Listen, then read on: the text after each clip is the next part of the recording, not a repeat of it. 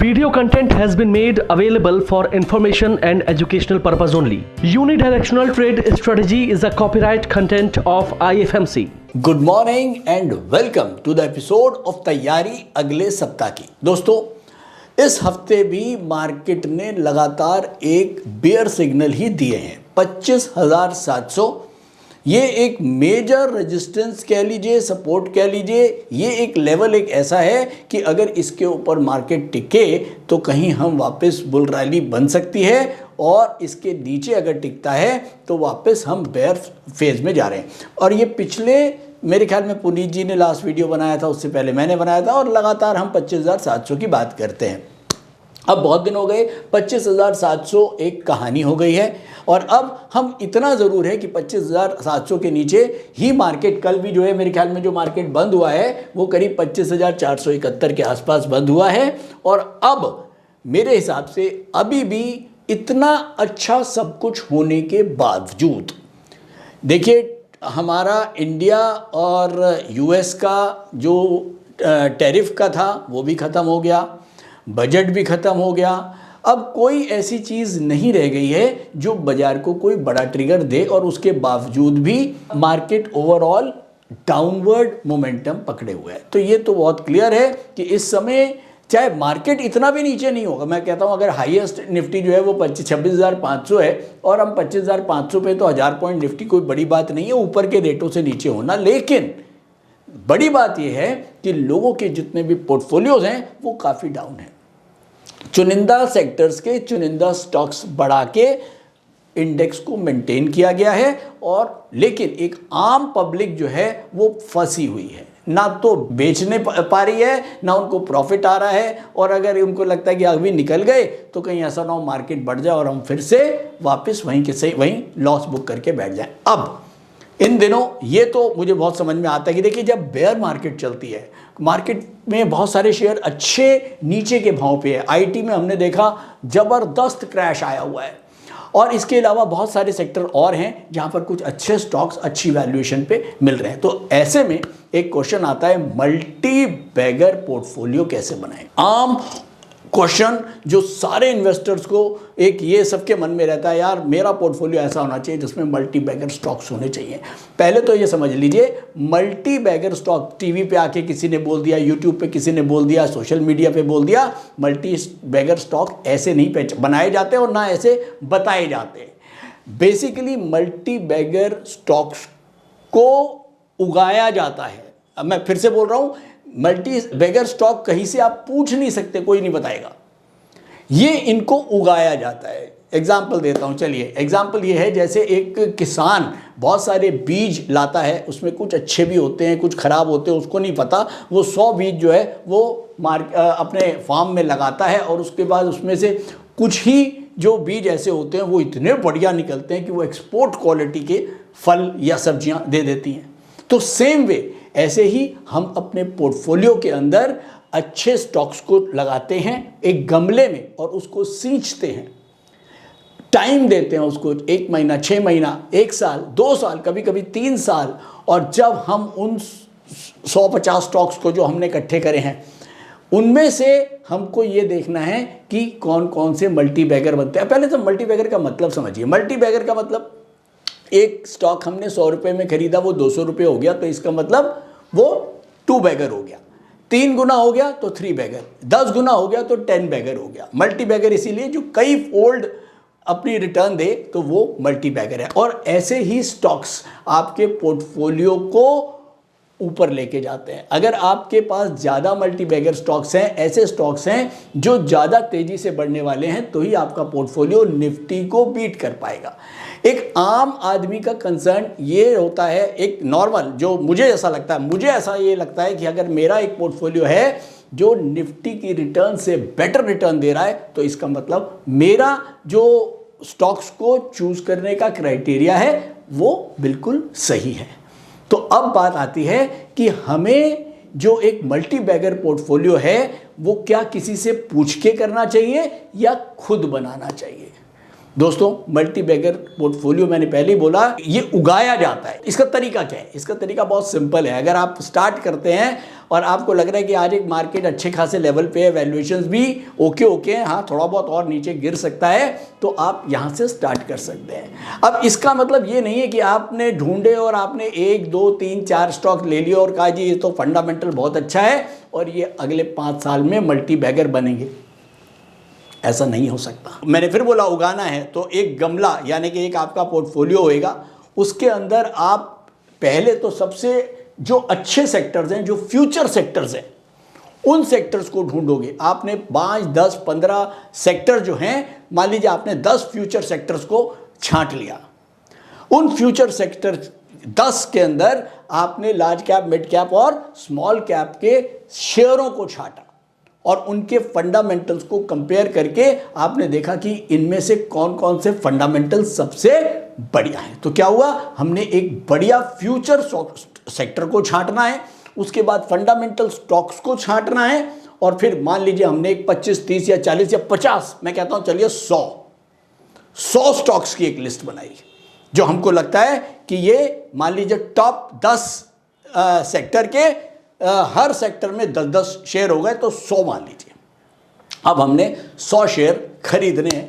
अब कोई भी आपको बोलेगा जी 100 शेयर खरीदोगे, तुम पागल हो क्या, तुम इतने सारे शेयर्स को कैसे ट्रैक करोगे। अब यहां आती है गेम कि ये 100 हमने ट्रैक नहीं करने हैं। अभी हमने एक बार के अंदर ये कोशिश करी है कि हम टॉप सेक्टर के टॉप फंडामेंटल स्टॉक्स, जो हम पहले भी बता चुके हैं किस तरह से छांटे जाते हैं, वो आपने एक लिया।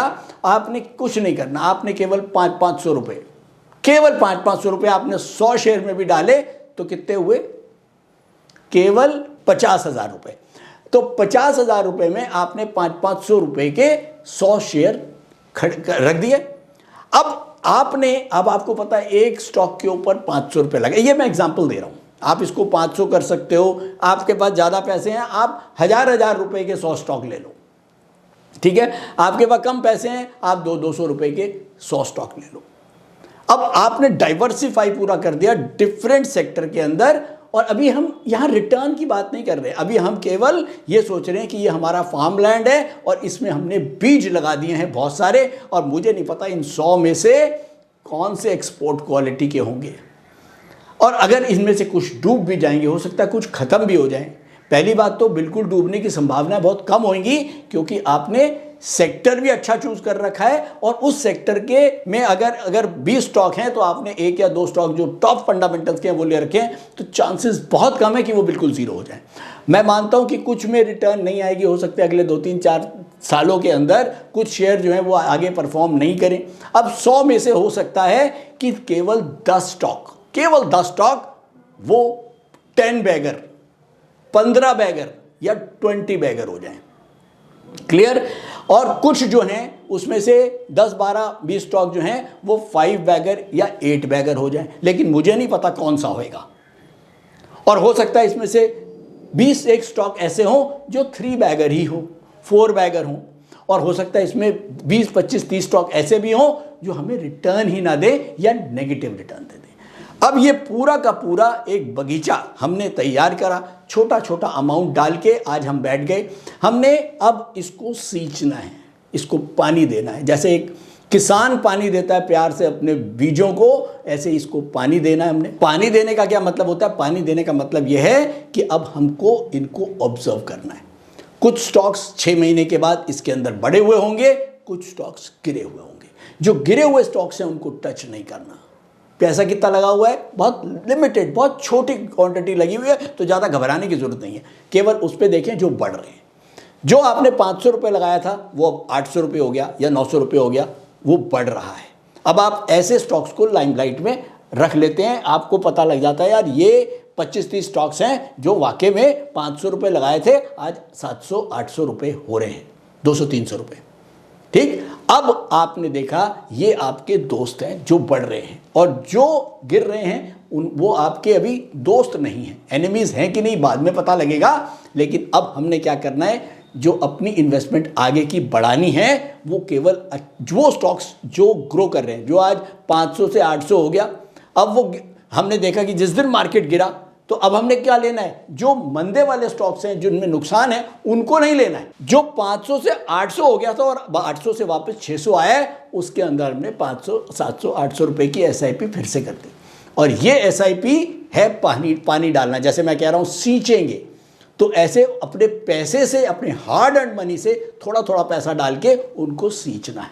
और ऐसे ये आपका एक प्रोसेस चलेगा 2 साल 3 साल 5 साल जितना चला सकते। देखिए लॉन्ग टर्म में ही वेल्थ बनेगी। अगर स्टॉक मार्केट से वेल्थ क्रिएट करनी है तो लॉन्ग टर्म। साथ में अगर ट्रेडिंग की बात हम करते हैं वो अलग है। अभी हम आज इस लेक्चर के अंदर केवल और केवल वेल्थ क्रिएशन की बात करते हैं। जो लोग कहते हैं यार मुझे ट्रेडिंग नहीं करनी, मुझे इंट्राडे नहीं करना, मुझे ऑप्शन नहीं करना, मुझे केवल और केवल वेल्थ क्रिएट करनी है, बड़ी वेल्थ क्रिएट करनी है, और अपने स्टॉक्स, अपने पोर्टफोलियो के अंदर मुझे केवल ऐसे स्टॉक्स चाहिए जो बहुत मल्टी बैगर हो। तो अब क्या होगा, हमने 100 स्टॉक्स में से 6 महीने साल भर के बाद आपको एक पिक्चर बननी शुरू हो जाएगी, जो आपको दिखनी शुरू हो जाएगी कि कुछ स्टॉक्स अच्छे हैं जो प्रॉफिटेबल हो रहे हैं, उनके अंदर आप अपनी अपनी इन्वेस्टमेंट धीरे धीरे अब आप बढ़ाएंगे। 500 से 1000 कर दीजिए, 1500 कर दीजिए, 2000 कर दीजिए, क्योंकि वो ऑलरेडी प्रॉफिटेबल है। अब जब भी मार्केट नीचे आ रहा है आपने उसके अंदर थोड़ी सी इन्वेस्टमेंट और डाली। तो अब क्या हो रहा है, हम दोस्त जो हैं हमारे, जो प्रॉफिटेबल स्टॉक्स हैं, वो जब ऊपर से नीचे आ रहे हैं हम उनमें पैसा डाल रहे हैं। हम मंदी मार्केट के अंदर उनमें पैसा नहीं डाल रहे हैं जो पहले ही नुकसान दे रहा है। यही गलती ज्यादातर लोग करते हैं। क्या कि जो आपने 100 में लिया, अब मार्केट गिरी, वो 70 आ गया, आप वो ले रहे हैं। लेकिन आपने जो क्या किया, जो 100 में लिया और 130 हुआ, वो आपने बेच दिया कि यार इसमें प्रॉफिट आ रहा है, और बाद में वो हो गया 300 रुपए। अब एक बात बताओ, मल्टी बैगर 100 रुपए वाला स्टॉक अगर 5000 हो गया तो वो जब ही होगा ना जब वो 100 से 150, 200, 300, 500 ये सारे रेट को क्रॉस करेगा, जब ही तो 5000 जाएगा, या 100 से सीधा 5000 जाएगा। अगर आपने 100 से लिया, आपने 100 में लिया और 150 हुआ, आपने कहा चल रुक जाता हूं, 200 हुआ, आपने बेच दिया, तो अब आप 5000 को कैसे देखोगे? तो मल्टी बैगर आपके पोर्टफोलियो से आप निकाल के बाहर फेंक देते हो। यही गलती ज्यादातर लोग कर रहे हैं कि जैसे ही प्रॉफिट आया उनमें प्रॉफिट बुक कर लिया, पता लगा वही तो मल्टी बैगर था, वो एक्सपोर्ट क्वालिटी का सीड था जो जरा सा बड़ा तो तुमने उसको उठा के फेंक दिया। तो दोस्तों ये गलती बिल्कुल नहीं करनी है। और याद रखें, अगर मल्टी बैगर पोर्टफोलियो बनाना है ये एक लॉन्ग टर्म प्रोसेस है, किसी से पूछ के नहीं बन सकता। अपनी ही लर्निंग पे विश्वास करें और अपनी ही लर्निंग, अपना जो पैसा है वो अपनी लर्निंग के साथ ही लगाएं। किसी के ऊपर विश्वास करके कोई स्टॉक मार्केट का काम आजकल मैं बहुत देख रहा हूं, मैं पैसे 2 गुना कर दूंगा, हम आपको इतने % की रिटर्न देंगे, हम आपको 60% की रिटर्न दे देंगे, 40% की रिटर्न दे देंगे। पूछने वाले भी पूछते हैं जी हम आपको पैसा दे रहे हैं, बताओ कितनी रिटर्न दे दोगे? भैया वो तो कह रहा है जी हम आपको 40% दे रहे हैं, आप 20% दे रहे हो क्या रहा है? अगर इतनी रिटर्न निकालनी होगी तो वो बंदा खुद अपने पैसे की नहीं निकाल लेगा। तो देखिए, अगर ये एक प्रोसेस और पेशेंस का काम है, जो आपका पैसा आपकी पेशेंस से तो चल जाएगा, आपका पैसा दूसरे की पेशेंस से नहीं चलेगा। तो आज ही एक पोर्टफोलियो क्रिएट करिए, छोटा सा पोर्टफोलियो क्रिएट करिए, मॉडल पोर्टफोलियो का नाम रख के, बहुत छोटे अमाउंट से 50-100 जितने आपको लगता है स्टॉक्स टॉप सेक्टर के, मान लो मैं कहता हूँ 10 सेक्टर ले लीजिए, उसके मान लीजिए आपको हर सेक्टर में 3-3 स्टॉक भी मिले तो 30 स्टॉक तो हो गए। वो 30 स्टॉक लेने, अब आपके पास 1000 रुपये हैं और आपको लगता है कि 30,000 रुपये लगाने हैं, और 30,000 की आपको 5 साल 7 साल की ज़रूरत नहीं है। और ये 30 स्टॉक के अंदर कुछ स्टॉक ऐसे होंगे जो नुकसान में होंगे, कुछ मल्टी बैगर भी हो सकते हैं। और मल्टी बैगर कौन होंगे? मल्टी बैगर वही होंगे जो फ्यूचर स्टॉक सेक्टर के स्टॉक्स होंगे, साथ में उनके फंडामेंटल बहुत सॉलिड होंगे, और ये दोनों ही आप होमवर्क कर चुके हो। तो आज ये एक छोटा सा मॉडल पोर्टफोलियो अपने हिसाब से बनाइए, शायद तब आपको ज़्यादा खुशी होगी उसके नुकसान या उसके प्रॉफिट से, क्योंकि वो आपने अपने आप बनाया है, किसी से पूछने की ज़रूरत नहीं है।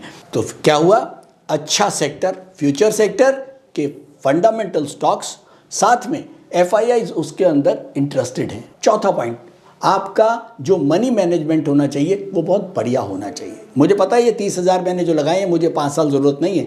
अगर ऐसे ये सोच के लगाए हैं तो क्या होगा, अगर मार्केट में कोई मेजर क्रैश आया, एकदम कोई खास बात हो गई कि मार्केट 2000 पॉइंट 3000 पॉइंट निफ्टी टूट गया, और ऐसे में अगर ये 30,000 वाला माल हमारा 20,000 का भी रह गया, तो मुझे पैनिक ना हो। तो बेसिकली अगर पोजीशन की साइजिंग आपकी ठीक है, आपको पता है मैंने हर स्टॉक के ऊपर एक इतना डिसेंट अमाउंट लगाया हुआ है जो मेरे को किसी भी मार्केट के एडवर्स कंडीशंस के अंदर मुझे इमोशनली तंग नहीं करेगा।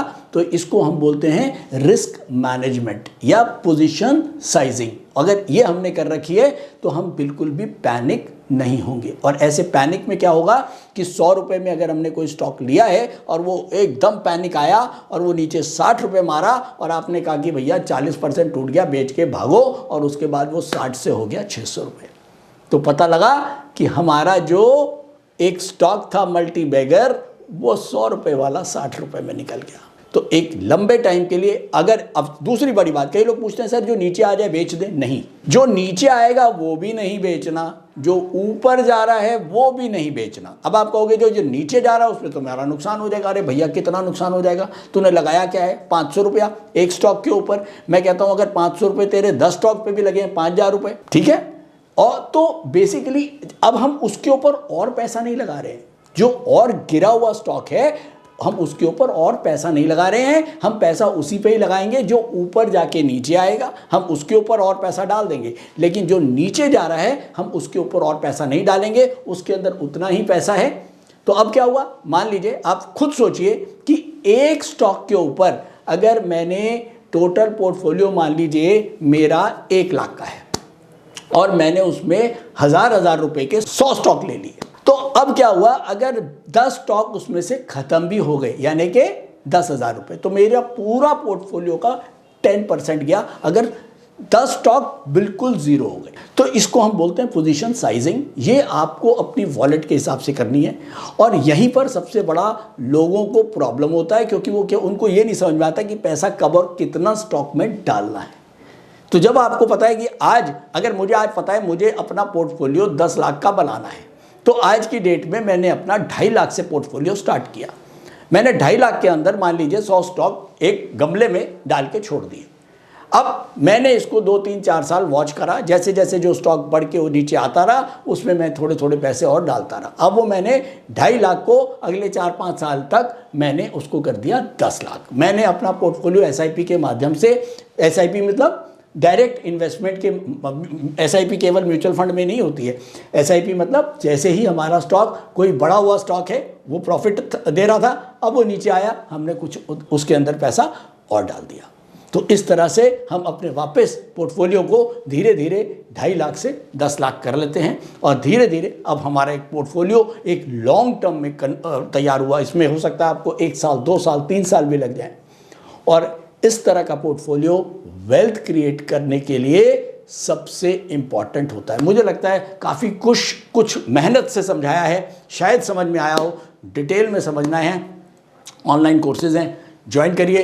क्लासरूम में आना है, मेरे से पढ़ना है, लाजपत नगर, वैशाली दोनों ब्रांचेस में मैं होता हूँ। आइए, और मैं आपको अश्योर करता हूँ कि आप अपने आप अपनी इन्वेस्टिंग, ट्रेडिंग, चाहे इंट्राडे ट्रेडिंग हो, ऑप्शन ट्रेडिंग हो, अपने आप कर पाएंगे। फाइनली अगर मैं लेवल्स की बात करूं, इस समय मार्केट मेरे ख्याल में मंथ के तो अब नीचे हम चल ही रहे हैं, वीक के अभी हम ऊपर चल रहे हैं। एक लेवल है 25,333, इसके अभी हम ऊपर हैं, और हालांकि हम डेली के ऊपर भी डाउनवर्ड हैं।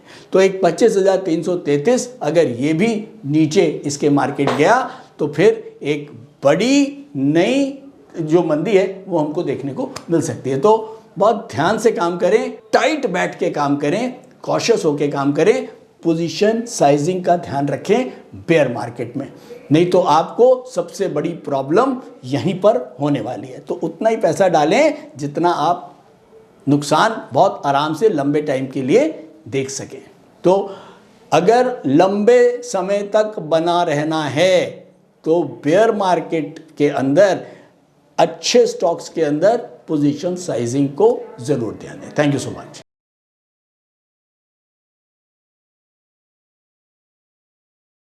स्टॉक ट्रेडिंग के दौरान मुझे क्या खरीदना चाहिए और मुझे क्या बेचना चाहिए, मुझे कब खरीदना चाहिए और मुझे कब बेचना चाहिए? ये सवाल आपको परेशान करते हैं?